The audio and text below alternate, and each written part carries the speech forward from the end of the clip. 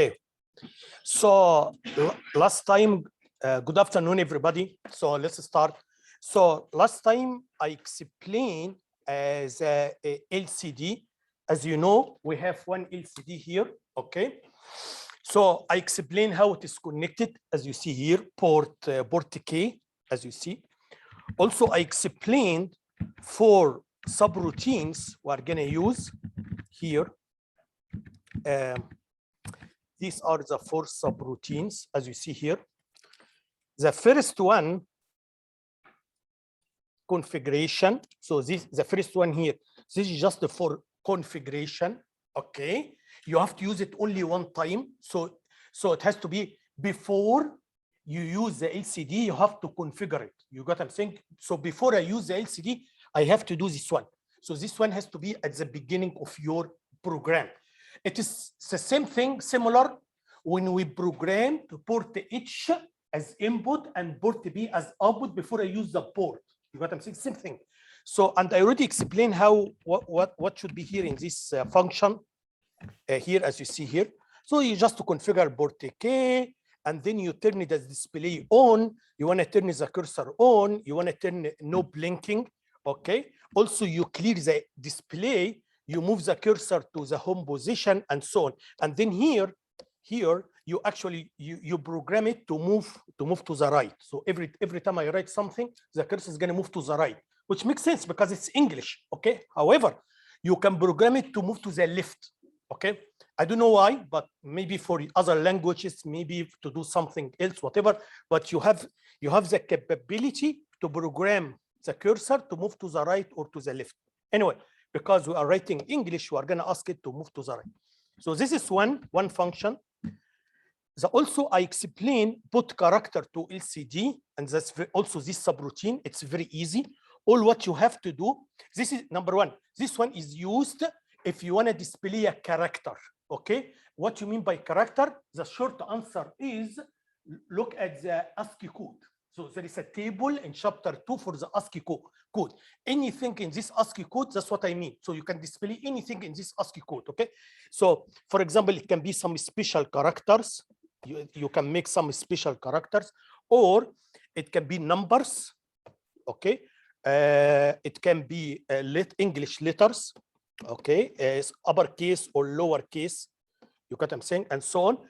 Even a space, if you want to leave a space has an ASCII, okay, which as far as I remember, it's a 20. Anyway, but you can check the table. So even if you want to leave a space, it has an ASCII. So this one is used if you want to display one character, whatever this character is. All what you have to do, very simple. All what you have to do before you call this function, you have to put the ASCII of the character in register A. That's it. Very simple. So you have to say load register A and then put the ASCII of the character you want to display, 42 or 30, whatever, and then you call this one. Is that okay? Very easy. The next one here is this one, command to LCD. This one is used if you want to send a command to the LCD. And last time I explained too many commands last time. Okay.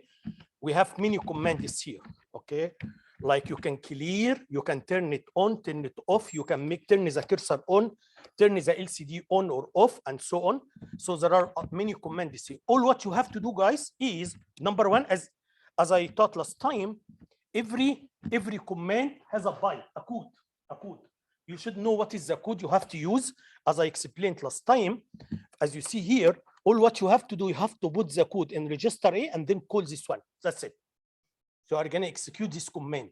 Okay, but you should learn what is the code you have to use for each command. Okay, and the coming lab, we will do that in the coming lab. The next one here is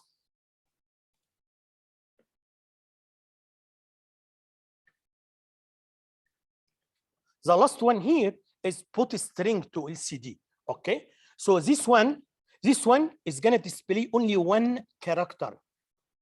This one is going to be used to display a message.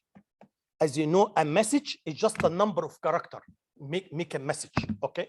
Or a string, whatever you want to call it, a string or message, whatever, okay? So that's why if you look how this one is made, inside put character LCD, we are using put character LCD, which makes sense, right? So I have to use both character LCD. Okay. So how it works is, as I explained last time, as you see here, guys, number one, you should define, as you see here, this is the message I want to display. Okay. So this message is actually array of bytes, where each byte is the ASCII of one character. Very simple. Okay. However, I'm not gonna bother myself to go to the table and see what is the ASCII of A, what is the ASCII of B. No, I'm not gonna bother myself. All what I'm gonna do, I'm gonna just, as you see here, I'm gonna write it in English word this way, and then the code warrior is gonna convert it to array of bytes where every byte is the ASCII of one character. So here, and this is the ASCII of E, the ASCII of C, the ASCII of A, the ASCII of space. And if you leave two spaces, are gonna be 2 bytes. It's gonna be the ASCII of 2. Because every space is one character. Anyway, and so on. So here, these quotation are not included for sure. Also, we have a delimiter, as I told you, which is 0. 0 is a delimiter. So 0, okay? Because it's a delimiter. All what I'm gonna do, guys, I have to send this message. I'm gonna send it to this function. This function is gonna display it on the LCD until it finds 0. You got what I'm saying? So number one, how I can send this message or this array or this message to the function? Very simple. All what you have to do is the beginning address, put it in register X before you call the function. Why? Because the function is gonna display whatever at the location pointed by X. Okay, until it finds 0. So it's gonna start from the location pointed by X until it finds this 0. Okay, don't make a very naive mistake. Please don't make this mistake. Big difference between if you put the 0 outside here or you put the 0 inside here. Big difference. Okay, because as I mentioned before, when I select a delimiter, I have to make sure this delimiter is not gonna repeat it here. Otherwise, again, once the function finds the delimiter, it's going to stop, right? So if you put inside here, it's going to stop once it finds it. Big difference, right? Because if you put 0, like this 0, big difference between this 0, because this 0 actually is going to be big difference between this 0 and this 0. Yes, because this 0 actually is going to be recorded at 30, but this is 0. And okay, so, and the reason I selected 0 is because there is no character that has ASCII 0. You get what I'm saying? So there is no character, it has ASCII 0. That's why I selected a number, and I am sure this number is not going to happen here. Is that okay, guys? And if you look at even how this function is made, as I explained last time, as you see here, this function, number one, is going to read, as you see here, is going to read a byte pointed by register X, put it in register A. And then if this byte is 0, it's going to go outside. I am done. If this byte is 0, I am done. So it's going to go outside and then it's going to leave the function. Is that okay? Return to the main program. Okay. Again, as I said before, we don't use here compare because if you want to add compare, if you want to compare E to 0, okay, you can do it, but you don't need. Why? Because the load function itself is going to set the 0 flag if A is 0, so you don't need to use compare. Okay. Anyway, so and then if it is not 0, so I'm gonna call this function put character LC to display A and then go back. So I'm gonna keep, and then I increment X here, guys. So as you see here, every iteration I take a byte pointed by X, I send it to put character LCD, increment X, repeat until I find 0. Is that okay? Anyway, so that's all what we need for the in this part. You should learn how can we use these functions. Is that okay? Very easy. One more thing in the coming lab, okay? There is a very small thing I want to tell you about. Very small. Look here, guys. As I mentioned, we have here 16 for the keypad. We have 16 characters. Okay. So here I'm asking you if the character is so you have to ask the user to give you a number. Is that okay? Keystroke. And then after you get the keystroke, there are several cases. Number one, if the keystroke is between 0 to 9, so if it is a number between 0 and 9. So you have to display it. You have to display it, which is very easy. Okay. So if you use C assembly, for example, you are gonna call keypad. Keypad is gonna put the ASCII in A. If I check the value of A and I find it between 0 and 9, so all what I have to do, just I'm gonna put character LCD. I'm gonna just put character LCD because it's already, this one is expecting a value in A. Is that okay? And now, after that, we still have, I told you we have 16 characters, we have 16 keys. I'm sorry, we have 16 keys here. Okay, on the keypad. So I already used the 10, so we have 6 keys. Okay.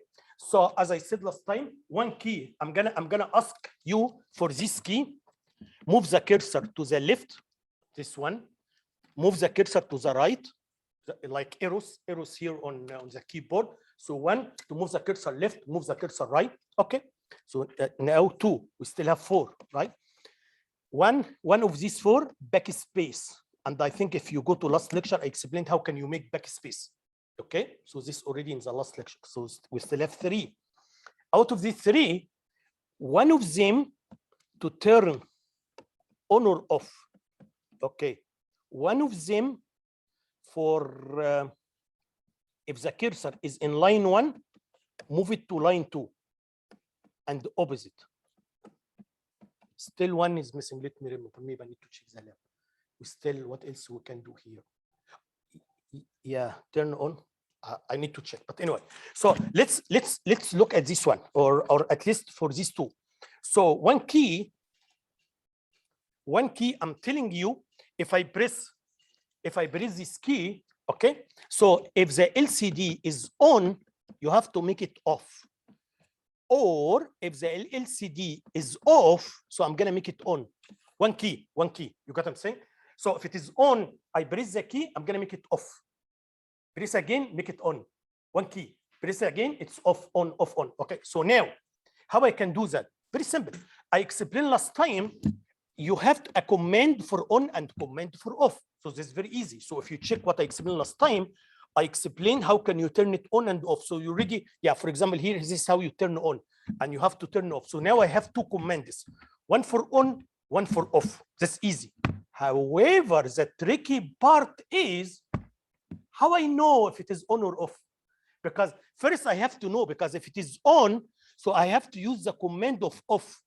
If it is off, so I have to use the command to make it on. So I need to know if it is on or off. You got what I'm saying? So how can you know if it is on or off? Very simple. All what you have to do is you have to use a variable, status variable. You have to use a variable to tell you the status of the LCD. Okay.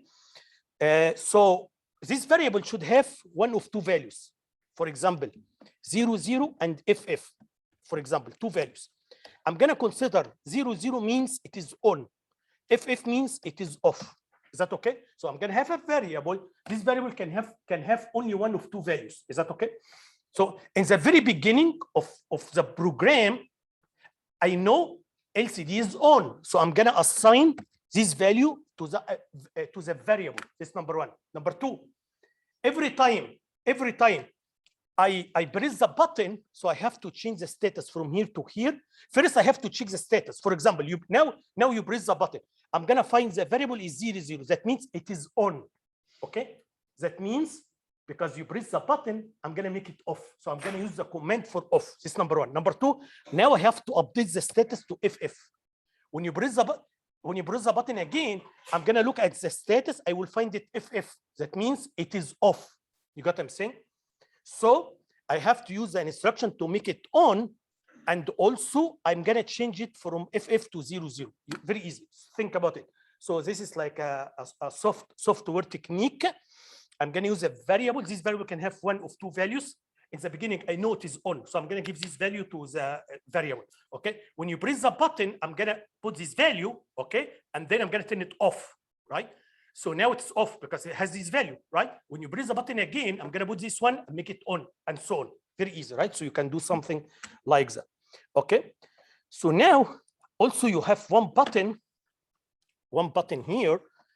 When this button, I'm telling you, if the cursor is in line 1, you should move it to line 2. Or if the cursor is in line 2, move it to line 1. You get what I'm saying? So I have to move the cursor between 1 and 2.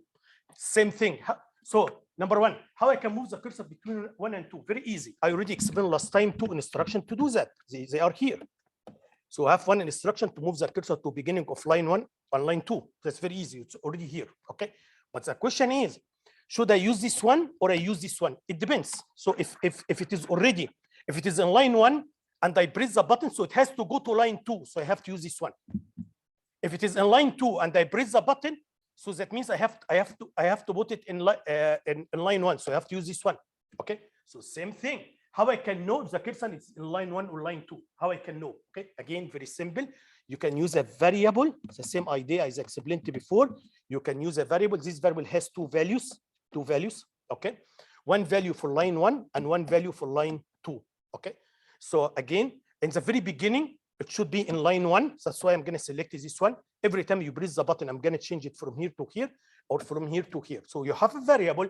This variable always is going to capture the status of the cursor. If it is line 1 or line 2. Okay. And you have frequently, you have to update it. Every time I press the button, you have to update it. Okay. So someone can ask me, why you selected here? You told us the variable, for example, the variable can have any two values, whatever you like, any two values. However, if you use assembly, I prefer 0 and FF. I prefer it this way. Why? Because it's easy to move from here to here or here to here. It's easy. Why? You just use complement instruction. So it's going to be easy. Just use complement. So if you use here a memory location, you just say complement and then the memory location. That's it. So once you complement, you can move it from here to here. Once you complement, move it from here to here. Again, you can use any numbers. However, 0, 0, FF can make the programming easier. Okay. I forget now. I explained 15 keys. One key is missing. I really don't remember, but I'm gonna search for. I'm gonna look at the lab quickly.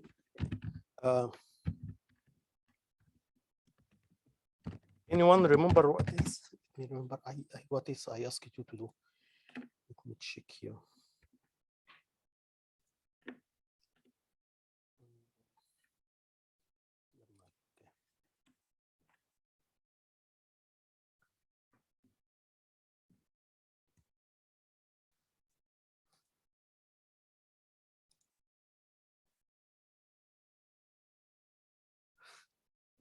Why it's not? Yeah, it's opening. Okay.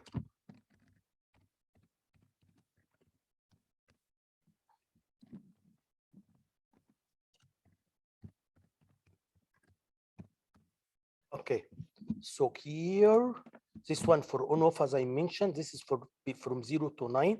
This one to clear, I forget this one. Yeah, so this one to clear the display.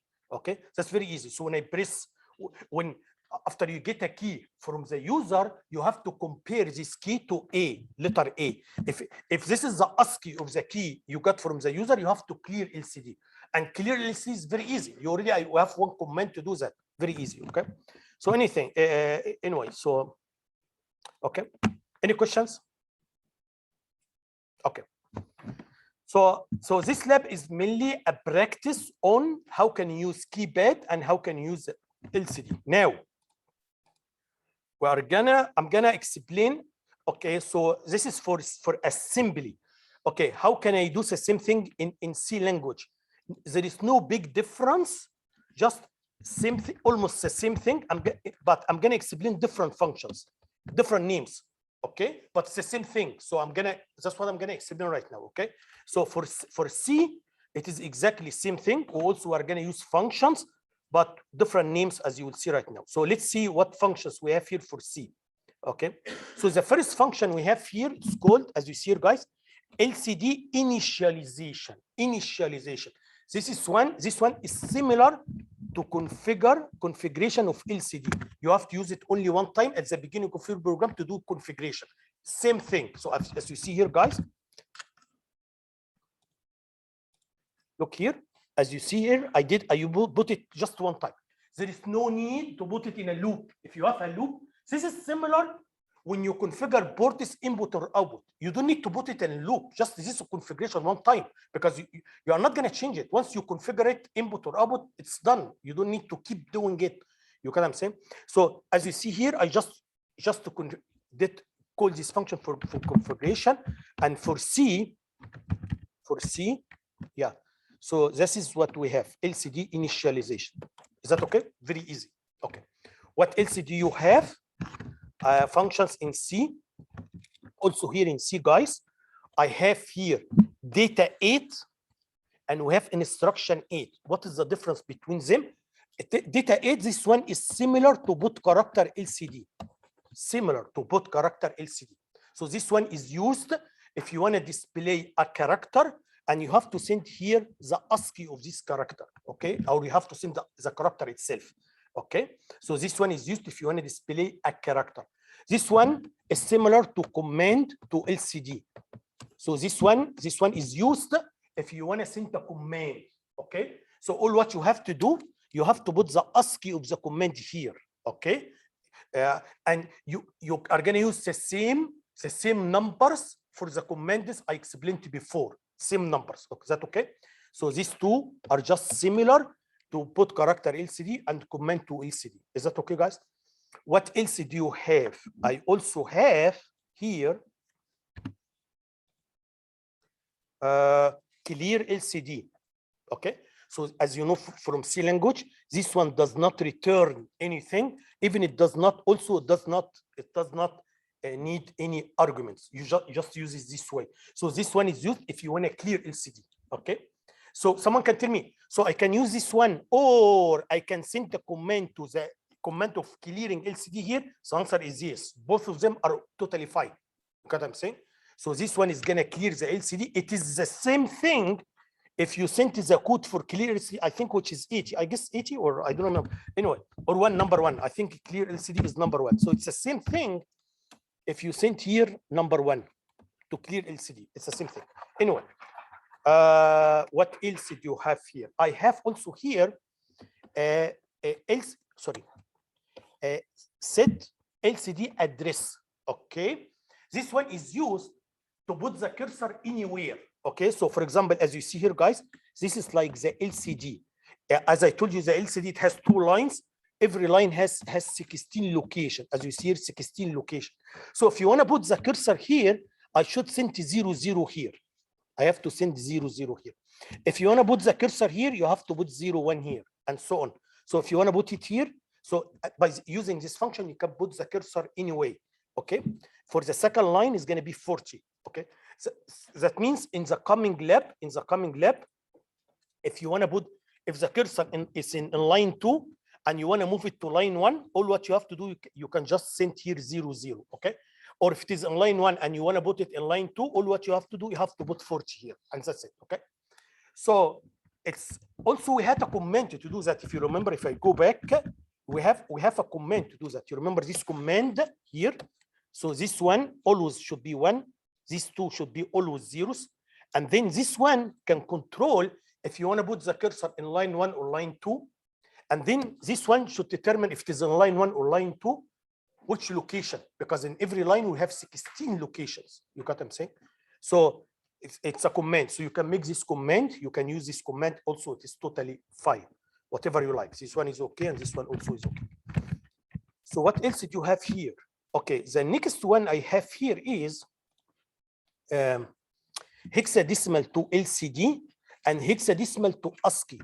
I think I explained this one before. This one, do you remember? This one should convert hexadecimal number to ASCII. You got what I'm saying? So so here, if I send here I have to send hexadecimal, and then this one should return the ASCII of the hexadecimal. So if I send 0, I'm gonna get 30. If I send 9, I'm gonna get 39 hexadecimal, right? So this one is, I already used it in one program before. This one is used if you want to convert a number to ASCII. Okay. Also, this one here, so this one is gonna give you ASCII. If you want to display this ASCII, you have to send it here. Where? Yeah, here. You got what I'm saying? So if you have a number, you can use this one to convert the number to ASCII, and then you can get this ASCII, put it here to display it. Is that okay? Because this one should take ASCII and display it. So yes, you can do this way. Or this function, is gonna do the two things at the same time in one function. So this function, you just give, for example, here, give a hexadecimal to this function. This function is gonna convert the hexadecimal to ASCII, and then it's gonna display it. You got what I'm saying? So this function, actually, this function here is gonna do this one and this one, two functions. You just give it a hexadecimal number, is gonna convert it to ASCII, similar to this one, and then it's gonna convert it similar to the, send it to the LCD similar to this one. Any questions? Okay, guys, very easy. Very easy. All what I need here, I explained everything. I explained how it is connected. I explained how the functions are programmed. But all what I need from you is just how can you use this function to program LCD, which is very easy. So you should learn how can you use these functions. That's it. Okay. The last one we have here, guys, is this one. This one is similar to both string LCD.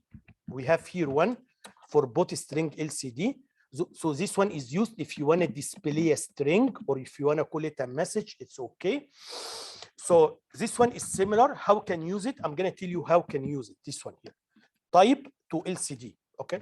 So I'm going to give you now a program to show you how can you use it. Look here, guys.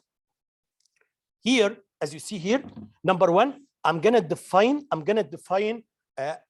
character pointers. You know, in C language, you can define pointers of a character array, okay, pointers. Q1, for example, Q1 and Q2. Then I can define Q1 is equal to welcome to 3130. It's the same thing. It's like a array of characters, okay.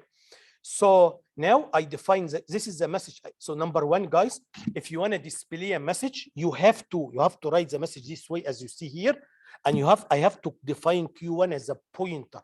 And then all what you have to do is here in this function, I have to send Q1 here in this function. So I have to send to Q1. That's it. So you should give me Q1 is going to display, again, you can use any names, guys. So it's just names. You can use any names. Okay. So if you give me Q1, it's going to display this one. Okay. So let's see how this program is done. This program is similar to this program I explained before. I want to display something like that. Okay. So let's see how I made it. As you see here, number one, I need to define. So this is a message. I want to display it on line 1. This is the second message. I want to display it on line 2. This is number 1. Number 2, now I'm going to do LCD initialization. Yeah, one time is enough. And then look here, guys. Here, these two together, I'm going to display the first message. So after you execute these two lines, you are going to see in the first line, you are going to see this one on the first line here. Okay, how you made it? Number one, I'm going to put the cursor, for example, at 1. For example, so here, what you mean by at 1? At location 1. Okay, it means I want to start writing from here. So I'm going to put the cursor here. Okay. Someone can tell me, okay, but I want to start from here. Okay, whatever you want. So here I just put 0, 1 because I want to start from here. And then once I put the cursor here and then I use this one, so this one is going to write starting from the location of the cursor. That's what I did. So if I go back, number 1, I put the cursor in location number 1, and then I call this one type LCD, and then I send to Q1, as you see here. Okay, again, Q1, Q2, this just names, can be any names. You can call it message 1, you can call it error message, introduction message, whatever you want to call it. Is that okay? Now, I want to display the second one. I told you before, what happens is that, yes, the first line is 16 character. First line is 16 character. So if I keep writing, so automatically it's going to go to the next line? No, it's not going to go to automatically to the next line. You have to write instruction to do that. That's what I did here. Look here. Now I wanna display this message on line 2. So number 1, I have to put the cursor at line 2. So if I go back here, 41. So I want to put it here. So because I put 41, so the cursor is going to be here. So someone can tell me, why you didn't put here? Okay, man, I'm totally fine. Wherever you want. I just want to put it at 41. If you want to put it here, totally fine. Just use. So there is no reason. Just you use here 0, 0, and 40. It should be okay. You got them. Don't be confused. Okay. So anyway, so number one, I have to put the cursor here on line 2, and then I have to use. I have to use this one. This one is gonna display this message starting from the location of the cursor. The cursor is here. Is gonna write this one. Okay. Any questions? So if you run this program, you should see something like that. Any questions? Okay, guys. Any questions? Okay, great. So we're gonna have. I have a concern. I have a concern, guys. I find some students that don't do the pre-lab before coming to the lab. This is very dangerous because the 3 hours are not enough to come and just you are gonna read the lab for the first time and think how can you do it. You're not gonna learn much. So at least to put some effort before you come.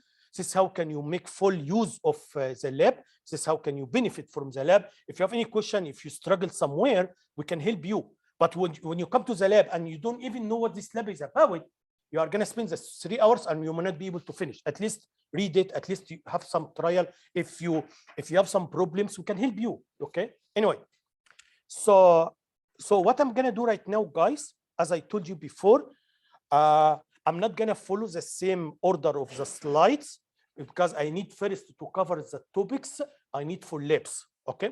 So what I'm going to do right now, I'm going to leave chapter 3 for now, and then I'm going to move to chapter 4. Okay, because that's what I need in the coming lab. Again, don't worry, there will be no problem because what I'm going to explain in chapter 4, I already covered the topics in chapter 3, so there is no problem at all. Okay. Chapter 4 is very important, very interesting. I enjoy teaching it, and very interesting topic. If you understand, you will love it. Okay. Very important topics because again, just in one sentence, without, so this chapter is about interrupts. Okay, very simple, just one statement. Without interrupts, you cannot make big programs. Without interrupts, you cannot make a system. Okay, so very, very, very important topic. Okay, so I'm gonna explain it now. This is because of interrupts, I can make big application. I can make big programs, as you will see right now. Okay, so let me start here this chapter, interrupts. So I'm gonna explain what I mean by interrupts. Okay. So as you see here, guys, first of all, I'm gonna just make some definitions. I'm gonna teach you some concepts about interrupts. You are telling us this is something very awesome. Yes, very awesome. Why? I'm gonna explain why it's very awesome, why it's important. I'm gonna for sure elaborate. Also, I'm gonna explain how can you program interrupts. And as I'm gonna tell you, we have several sources of interrupts. In this chapter, I'm going to explain only IRQ and real time. And also the department asked me this year to add also here serial communication. So I'm going to add it serial communication here, but at least I want to finish these 2 for the coming lab. Okay, guys. So let's start. You are telling this is a very important. Yes, for sure. You cannot. I'm quite sure 100% you are going to use it in the capstone. Okay. Very important topic because without it you cannot make like big applications. So yeah, so let's start here with the definition. What do you mean by interrupts? Look at the definition. Let's try to see the English words here. Okay.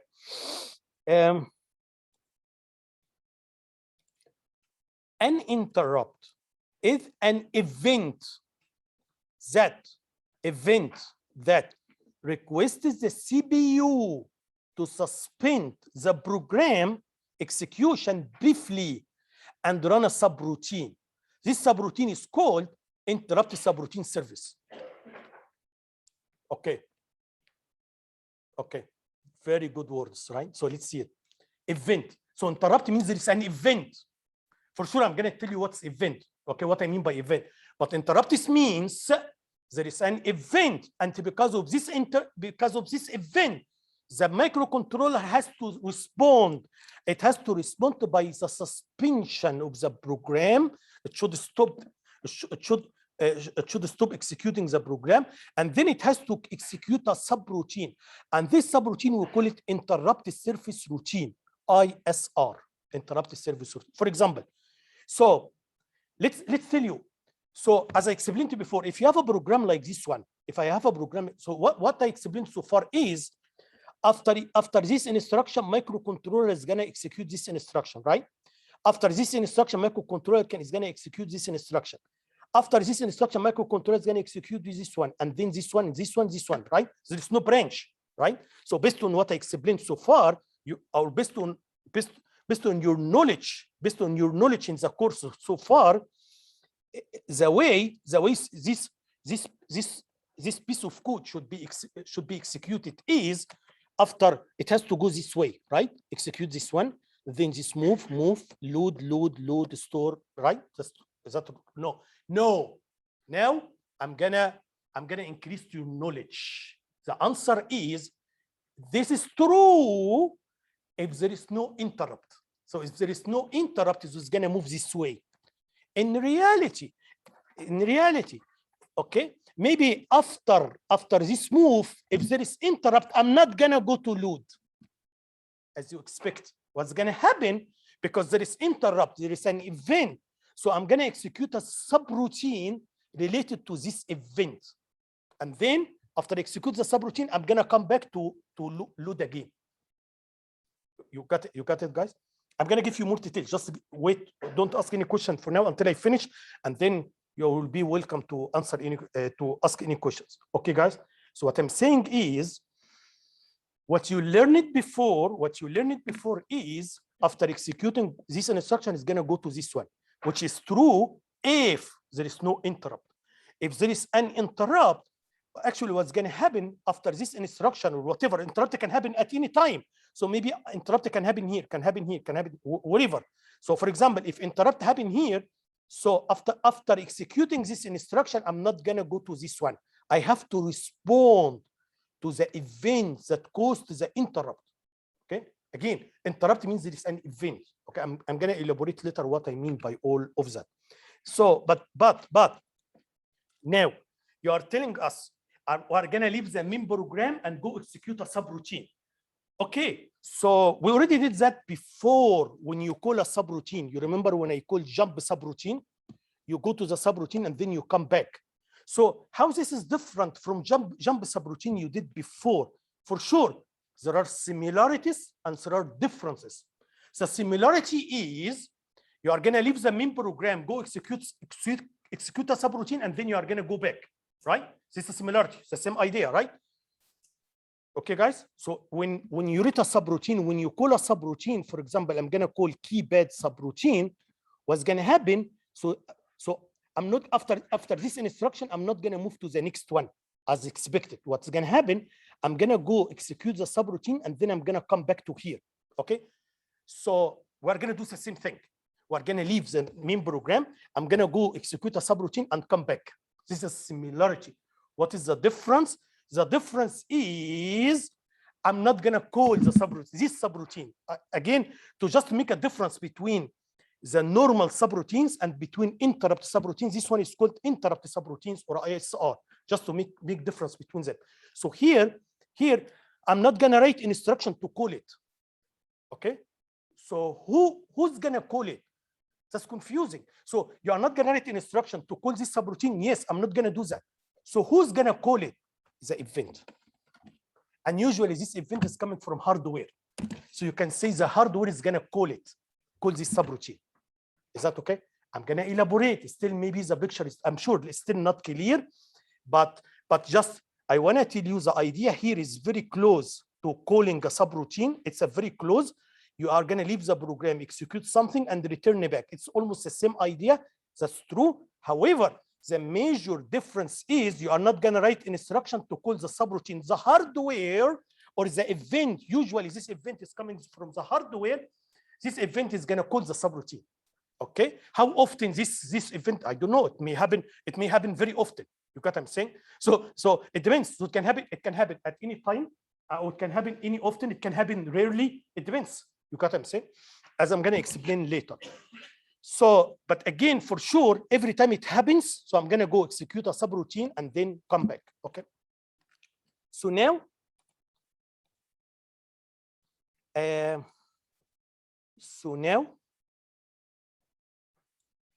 interrupt means an event has occurred, okay? And a relevant action, relevant to what? Relevant to the event, okay? So for example, this event may be coming from a fire sensor, right? So if there is a fire sensor, it's gonna make interrupt to the hardware. And so here in the subroutine, I have to write something related to the fire, right? So I have to do something. I can run alarm, I can call someone. So the action here you have to take, it has to be related to the event, okay? So I'm giving you here one example. An event can be a signal coming from a device such as sensor, timer, and so on, okay? This is what I mean by event. Usually it's coming from a hardware circuit. For example, I'm giving you here one example, guys. I have a sensor. This sensor is connected to the microcontroller, as you see here. This sensor should sense the train, if a train is coming or not. If a train is coming, the sensor has to generate a signal like this one to the microcontroller. This is an event. So this is an event coming from the sensor. And then every time there is an event, I'm going to execute a subroutine. Yeah, okay. So every time there is an event, microcontroller is going to suspend the main program and go and execute a subroutine. Okay, now, so what should I write here in the subroutine? Something related to the event. The train is coming. So I have to lower the gate, right? So I have to respond to the event. One more thing I want to tell you guys, we have several sources of interrupts. That means we have several types of events. It's not only one. So as you will see later, we have, for example, we have event 1, event 2, 3, 4, 5. So we have several sources. Okay. Every time one event happens, every event has its own subroutine. Every event has its own subroutine. If this event happens, I'm going to execute its own subroutine and so on. So later you will see. So for example, maybe I want to jump a lot of things. Yeah. For example, these are all the events we have. You can see we have many of them. Okay. For sure, we're not gonna teach some of them. For example, we have here something we call IRQ. So this can make events. So this one has its hardware circuit. It has its own subroutine. We have real-time interrupts. We have channels, channel 0, channel 1 for timer. Okay. We have serial communication, SCCI 0 and SCCI 1. This is for serial communication. You got what I'm saying? By the way, already the way this board is communicating with the laptop is using serial communication. So one of them, I think they are using SCCI 0. Okay. So here, this is how they communicate together. Okay. And then I'm going to teach how can you use SCCI 1 if you want to do serial communication. Anyway, so we have, again, just let me complete the whole picture. Maybe it's not clear yet. What I'm saying, we have many, as you see here, we have many sources of interrupts, as you see here. Okay, every interrupt, okay, should have its own subroutine, and very simple. Every time the interrupt happens, I'm going to respond to the interrupt by executing the subroutine. Okay, you can I'm going to make it very simple. You can think about it. Interrupt is like we have a subroutine. You are going to call the subroutine, yes, but you are not going to write an instruction to call the subroutine, but a hardware is going to trigger, or is going to call whatever. I want to make it very simple. Yeah, we have a hardware event, as you will see. This hardware is going to call the subroutine. Okay. Okay. So let me continue, and then okay. So now you are telling us subroutines are very important. We are going to use it in our capstone. You are telling us there is no way to make use of the microcontroller if you don't learn interrupts. You cannot make big programs. If yes, for sure. Okay, why? I'm going to give you example here. I'm going to explain why we use interrupts. Number one, guys, By using interrupts, we can better utilize, better utilization of the microcontroller. That means we can program big application. Okay, keep in mind this chip, the microcontroller, is used in a system, right? So far we programmed very simple program like flashing, very simple. I'm not gonna bring the microcontroller, guys, is a computer system, right? It can do a lot of things. I'm not gonna use it to make flashing. You got what I'm saying? So it's just very simple thing. So you can make a big application. Okay. For example, big application. You have a buzzer, you have sensors, you collect data from somewhere, you send a command, so you can do a lot of tasks. Anyway, so for example, I'm giving you one example here. I want to convince you why interrupts are really very important. I'm gonna explain you a scenario, and then I'm gonna tell you why without interrupts it's too bad, and with interrupts it's awesome. I'm gonna tell you why. Look here, guys. For example, in chapter 3, when we did flashing, right? So how I made a delay, how I made 1 second delay. The way I made 1 second delay is the microcontroller is gonna execute an instruction all the time, right? This instruction, I'm not doing anything. I'm just wanna waste time. Push, pull, push, pull, push, pull. Is that okay? So now I need, what if you have something else? Again, remember, I'm talking now I wanna use the microcontroller for a big system. So for example, what if you have a keypad and you have LCD? What if a sensor is giving you a signal? What if you have to take care of whatever? So what about all these tasks? I'm not gonna run only by the way, all what we did so far, I used the microcontroller to do only one task. Okay, that's what I did so far. Now, because of interrupts, I can do many tasks at the same time. You get what I'm saying? As you will see right now. So what I did here, CPU microcontroller was busy all the time to execute delay YMS. So to make a delay, I needed 100% of the time of the microcontroller. So the microcontroller cannot do anything else. Remember, we have our microcontroller can only execute one instruction at a time. It cannot do two, right? So if the microcontroller is busy, push ball to waste the time, so microcontroller cannot take care of anything else. Okay, if you have a big system. Okay, that means I'm wasting the capability of the microcontroller. Okay, this is if without interrupts. Okay, how interrupts can make the situation better? I'm gonna tell you how. Okay, because of interrupts, I don't need to count for the time. I don't need to count for 1 second. All what I'm gonna do, I'm gonna have external circuit. I'm gonna call it timer. I'm gonna tell the timer, please notify me after 1 second. So who's gonna count for 1 second? It is the timer. You get what I'm saying? And then after 1 second, the timer is gonna trigger me.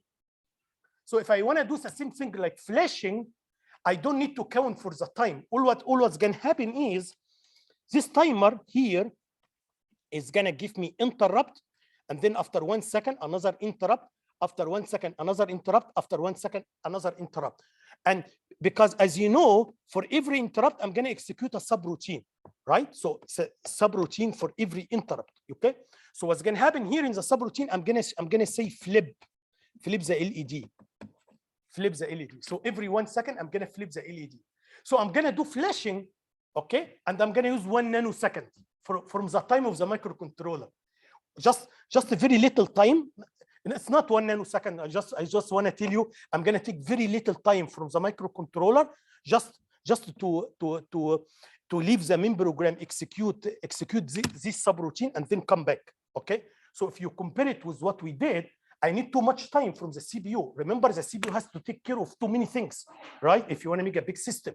So now, yes, this is an awesome idea. That's a very interesting thing. Yes, it is, because we have external circuit here. This external circuit is gonna do the work. It's gonna count for 1 second so that the microcontroller can be free to do something else.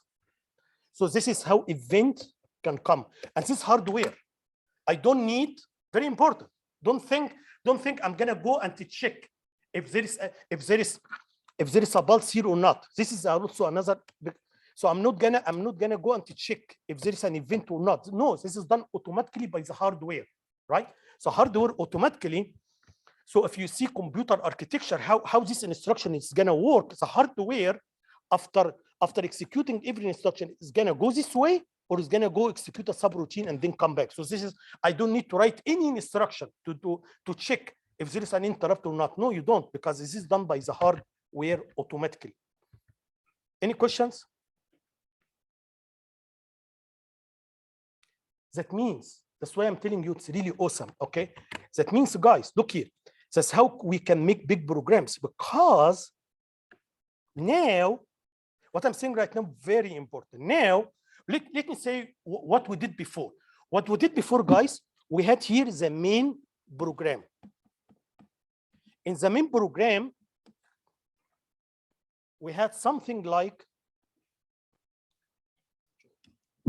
we had, this one is working.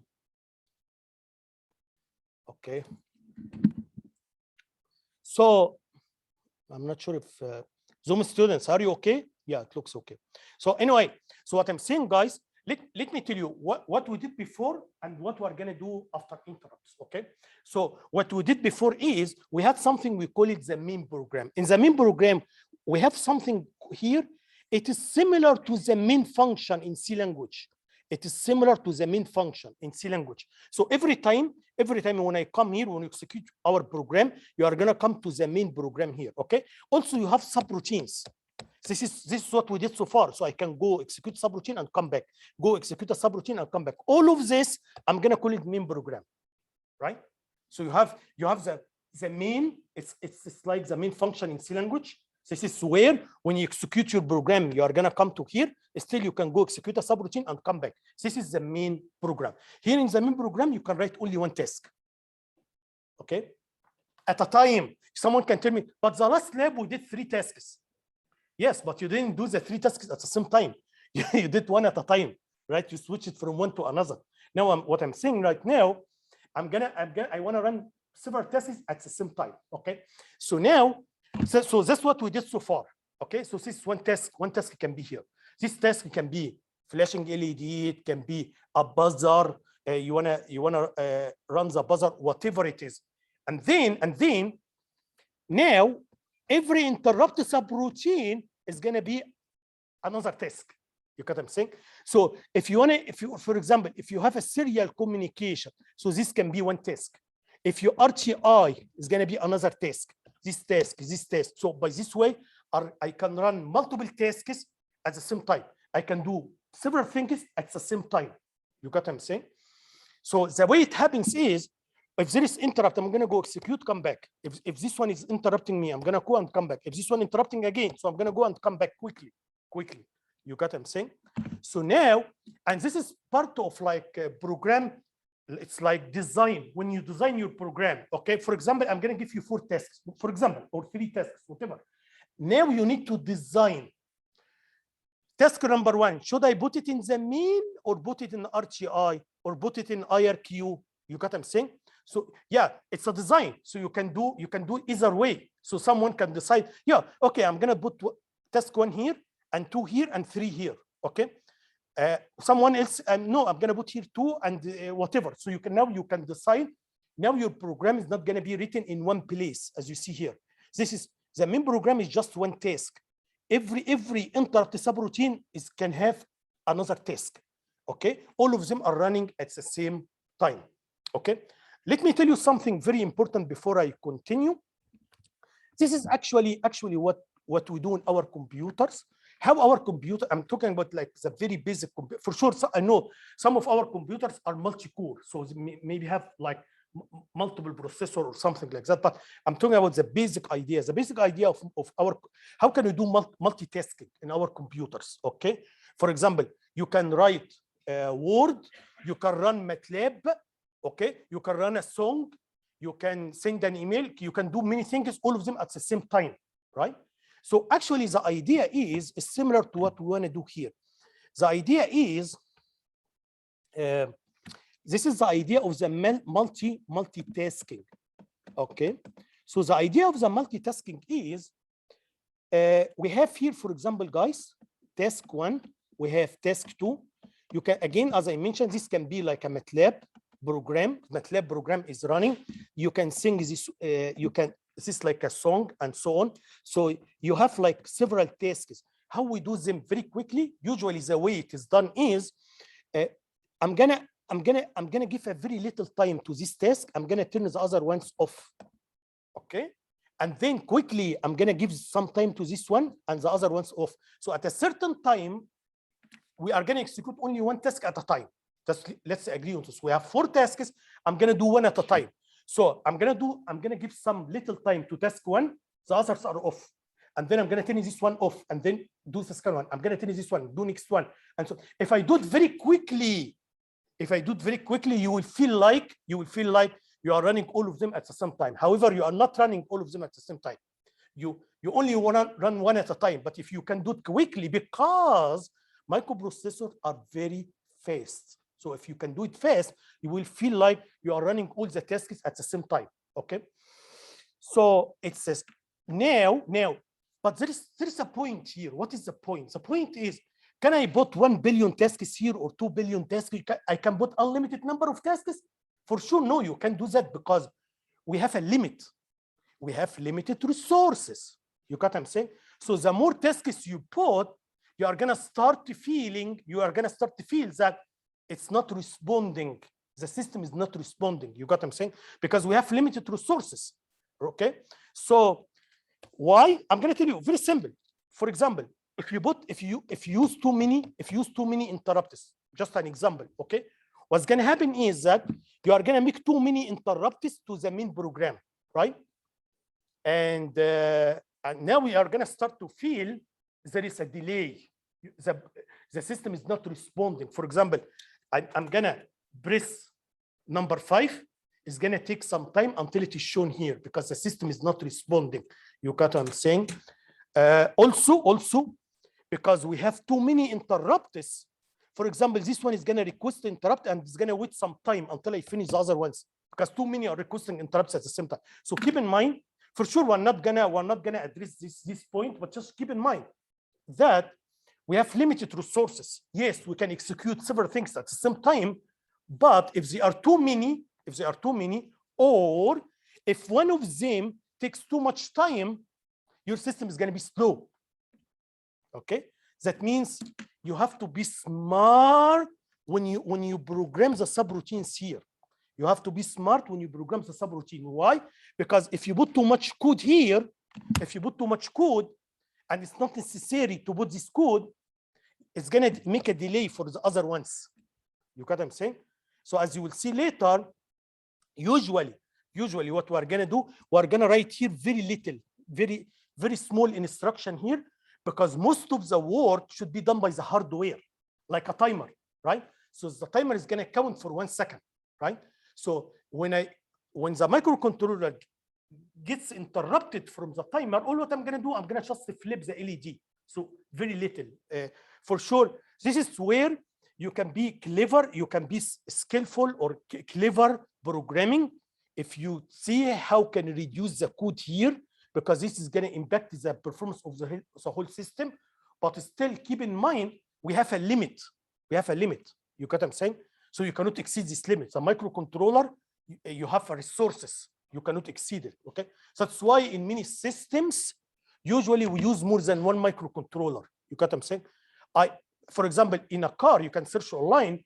In one car, we may use like 100, or some people are saying in the electrical vehicle cars, they are going to use 200 microcontrollers, okay? So too many microcontrollers.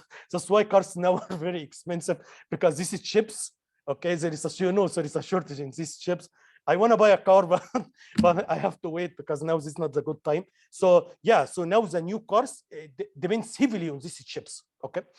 So anyway, let me give you more examples. Just I want you to understand why interrupts are awesome. I give you one example here. Hopefully, I made a very clear comparison between what we did before without interrupts regarding delay YMS. And again, the idea is that we have several tasks. I don't want one task to take too much time. The minimum time you can give to one task, the better for the whole system. Okay. So let's see I'm gonna also explain another example. For example, if I want to tell you to do something like that, okay, write a program to flash LED for a second and turn it off for 1 second, and also read the keypad and the display on the LCD. So now I want to do two things, two tasks here. One task is flashing LED for 1 second, and the second task is the coming lab. It's the coming lab. I wanna get a number from the keypad. I want to display it on the LCD, right? The coming lab. I want to do these two tasks at the same time. What I want to tell you here, guys, without interrupts, I cannot do that without interrupts. Why? Because as you see here, the CPU is busy 100% of the time in flashing. So I don't have any time to give to the keypad and the LCD, right? So I cannot do that. The CPU has to turn LED on. It has to count for 1 second. It has to turn it off. It has to count for 1 second. Then it has to go back. So without interrupts, I cannot do two tasks as I mentioned right now. So now, but with interrupts, I can do that. How? I can put, as I told you, I can put here one task, the keypad and the LCD, which is the coming lab. I can put it here in the main program. And that's what you are going to do in the coming lab. So in the coming lab, you are going to do the main program. So you can see what you put here. This is the coming lab. Okay, so this is the main program. However, I have a timer. This timer can trigger interrupts every 1 second. So what's going to happen? I'm going to leave this one. Then I'm going to flip the LED, and then I'm going to come back. You got what I'm saying? However, if it is fast, and it is fast, you are not going to feel that your program is suspended. You're not going to feel that. You will feel like everything is running at the same time. So when I press in number 5, I will see number 5 here right away. You're not going to feel that your program is suspended. You're not going to feel it if it is fast. Okay. If the microprocessor has enough speed, also if what you are writing here doesn't need too much time. So you are gonna suspend it for a very little time. Go and come back. Any questions? Let's have another example other than the timer. Let's have another example here. Also, I told you here, interrupts are very useful because number one, for better utilization of CPU. Instead of doing one task, I can do multiple tasks at the same time. Also, the second thing also here is interrupt is also very interesting if you want to detect events. Let me give you this example here, guys. Okay, assume I want to do something like that. I have a sensor. This sensor should sense the train. Every time the train comes, I have to close the gate.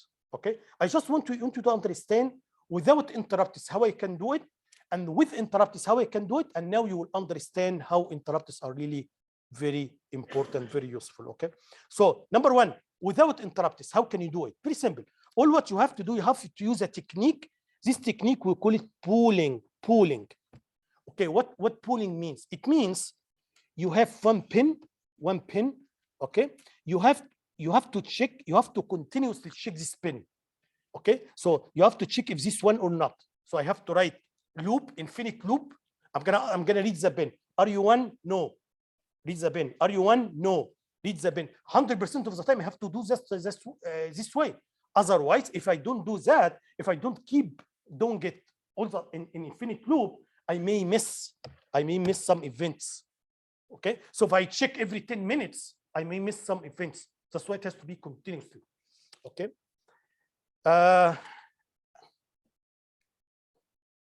So here, that's what we call pooling. So in pooling, to avoid missing an event, you have to continuously means infinite loop. Okay, read the pin, check the pin. If it is not one, repeat again. So infinite loop. So that's for sure, that's not a good idea because CPU is gonna be busy all the time. Otherwise, if you don't do this way, maybe you are gonna lose, you are gonna miss some events. Okay. So anyway, so instead of doing that, instead of doing pooling, that's what we call pooling, instead of continuous checking the pin, we have a better idea.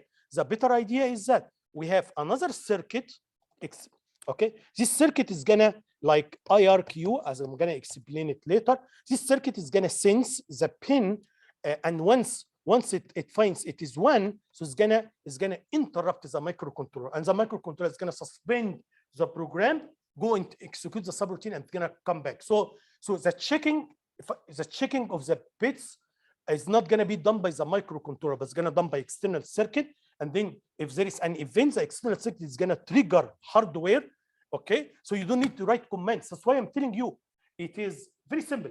Interrupts are event, execute a subroutine. And this event, I'm not gonna write it. This event is coming from the hardware. Okay, so every time this event comes, the microcontroller has to suspend the main program, go execute a subroutine related to this event, and then come back. Okay. So for sure, pooling, you are gonna waste the processor resources in checking infrequent but important events, for sure. Okay. Anyway, so now, so yeah, here I give you exactly what I want to say. Without interrupts, you have to have infinite loop here. If the sensor bin is 1, lower the gate. If not, I have to keep checking this way. So microcontroller is busy 100% of the time just to do one task. Okay, I can do it in a different way. So now the main program is free. So I can here write one task, another task, whatever the task you have. So I can put here, now it is free. I can put another task, and then I can put lowering the gate. I can put it here in one interrupt subroutine. Is that okay? So now the main is free. Okay. So now before I proceed and give you more details. So what I did so far, guys, I just made a definition. I explained some concepts. Okay. What are interrupts? Why they are very useful. I explained also comparing to what we did before, what we are going to do in the future. So that's what we did so far. Even that's what we are going to do even in the coming lab. In the coming lab, you have only one task. This task, you have to put it in the main program, right? But starting from next week lab is going to be about interrupts. So now I'm going to give you 2 tasks. Okay. So one task, or even in the future, you can have more than one task. You can put one task in the main program.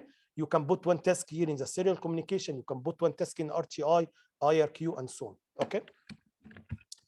So before I give you more, now I'm gonna focus on. I finished like the definition, explaining concepts, what we are gonna do. Now I'm gonna move to the programming, and then I'm gonna give you examples.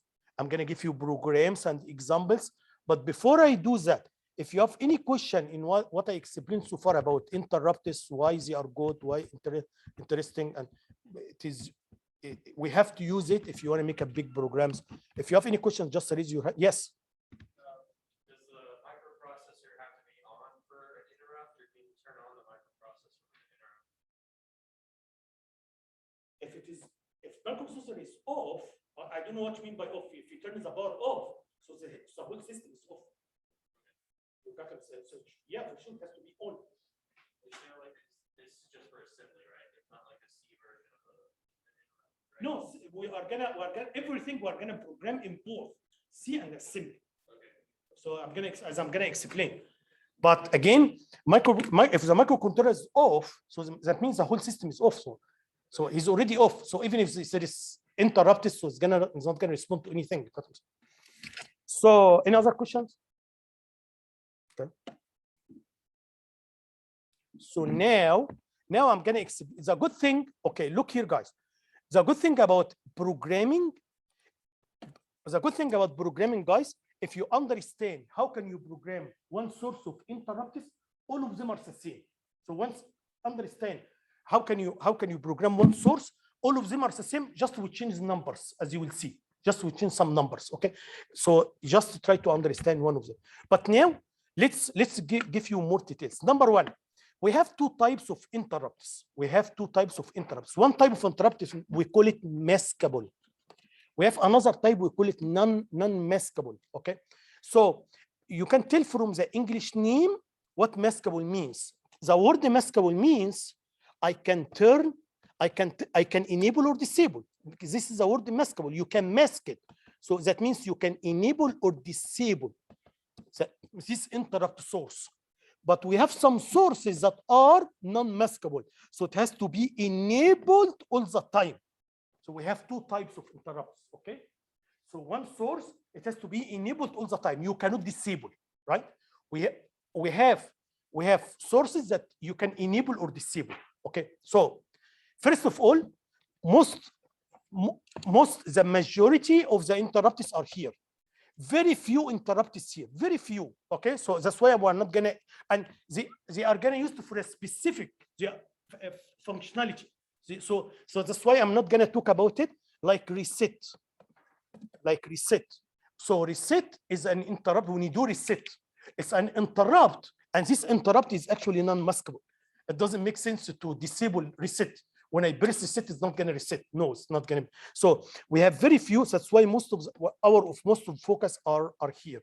But before we continue, what do you mean you can enable interrupt source or you disable interrupt source? What this means? I'm going to tell you what it means. I'm going to look here, guys.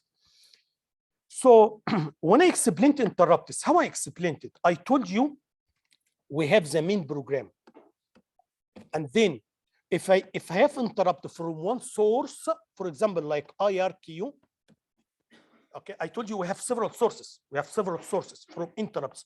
If interrupt comes from any source, I have to execute the subroutine of this source. So every source has its own subroutine. Got what I'm saying? Anyway, I'm just giving you one example for using IRQ. For sure, I'm going to give you details what's IRQ. Just this one source. Okay. So what happens is that or RTI is a timer. It's coming from a timer, as I'm going to explain later. So if the interrupt is enabled, what should happen? What should happen? Every time there is an event, I have to execute the subroutine. Yeah, that's what you told us. Yes, that's true. So every time there is an event, I'm going to go execute it and then come back. Every time there is an event, I'm going to go execute the subroutine and come back. Very simple. So this means this interrupt source is enabled. So the interrupt source is enabled. That means every time is an event coming from this source, I'm gonna set. I interrupted it. So anyway, what I'm saying is that every time interrupt comes from this source, so I'm gonna serve the interrupt. By the way, that's what the term we use. You serve the interrupt. So the serve the interrupt means you execute the subroutine. That's how I serve the interrupt. So if this source is triggering, is interrupting me, and CPU has to serve the interrupt. So this serve the interrupt means I'm going to execute the subroutine. Okay. This is true if the interrupt source is enabled. If it is disabled, still this source can interrupt me, send in events, but I'm not going to respond. I'm not going to respond to it. You got what I'm saying? So that means if I have interrupt event from here from RTI, if we have here event from RTI, okay, so the main program is going to discard because it's disabled. So even if you interrupt me, I'm not going to serve you. I'm not going to serve the interrupt. You got what I'm saying? If it is disabled, so this is the meaning of enable to disable. Enable means every time you trigger by event you trigger, I'm going to serve by executing the subroutine. Enabled. Disabled means even if you trigger me, I'm going to ignore you, discard you. So I'm not going to execute the subroutine. That's the meaning of it is disabled. Okay. So what I'm saying now, guys, most of the interrupts we have, they are maskable. And maskable means you can enable or disable them. I explained what I mean by enable or what I mean by disable. Okay. All of it is about serving the interrupt. Are you going to serve the interrupt or not? Is that okay? So now you should explain to us. So make it simple. So I'm telling you every interrupt source I can enable or disable. I explained what I mean by enable and what I mean by disable. But I didn't explain how can you enable an interrupt source and how can you disable it. You got what I'm saying? I didn't explain. That's what I'm going to explain right now. So now what I'm explaining right now, how can you enable interrupt source? Again, keep in mind, we have many sources in the table here. Okay, so I have many sources. Every source you can enable or disable. Okay, or I can enable one and enable some of them and disable some of them. So it doesn't need to enable all of them or whatever you want to do. Okay, so I can enable some of them, whatever. So number one, how can you enable or disable interrupts? I'm going to tell you how. Okay, look here, guys. We have what we call global masking capability. What this means, I'm going to tell you what this means. Okay, listen to me. It means, do you remember the flag register? Do you remember flag C, V, Z, N? Now I'm going to talk about I, interrupt flag. Very simple. Look here. So here in the flag register, guys, very simple. If I set the flag I, okay, so if I set this one, either using this instruction or this instruction, so if you write here 1, it means all the interrupts are disabled. 1 bit. So if I put here 1 here, that means, if I put 1, that means all interrupts are disabled. Is that okay? Now, if I put 0, that means all of them are enabled? No. Okay. So if I put here 1, so if you put here 1, that means forget it. All of them are disabled. Forget it. All of them are disabled. Is that okay? Now, if I put 0, does it mean all of them are enabled? No. Maybe. Oh, so who's going to determine if they are enabled or not? The local enable bit. Every source has its own bit, right? Using this bit, you can enable or disable the source. But this is the master key. This is like a master key. This, I'm not gonna look at the local bits if this one is disabled. It's like a master key. You got what I'm saying? So I'm gonna give you more details. So what I'm saying, guys, here, look at this picture, okay? We have, like, as you see, like you have switches here, okay? Actually, they are not physically switches, okay? They are just bits, okay? So what I'm saying here is, I'm gonna just finish this one. So just give me a sec. So what I'm saying here is, imagine I wanna connect this space. The way you have to do it, guys, every source has its own switch. That's what we call enable bit. Very simple, just 1 bit. If you want to enable this source, I have to put 1 or 0, whatever, okay? And 0 for disable, or the opposite. I'm going to explain later. So anyway, so every source has only 1 bit to enable or disable this source. However, this is not enough, because even if you enable here, this is like a global switch. This is I bit. I bit open all of them or close all of them. So make it simple, okay? Make it simple. Number one. If you disable I, it is done. All interrupts are disabled. Even if you connect here, it doesn't matter, because you are gonna open the circuit here. So if you disable I, all interrupts are disabled. Okay, that's it. Number 2, if you enable I, and I told you can enable I by writing 0, as I mentioned here. So if you write 0 in I to enable interrupts, okay, now you can look at the individual bits of each source. Okay, so now if this enable bit is enabled, so this source is enabled. Disabled, enabled, disabled, whatever. You got what I'm saying? Anyway, so I'm gonna continue next time. It's very interesting topic, very important. Okay, so thanks.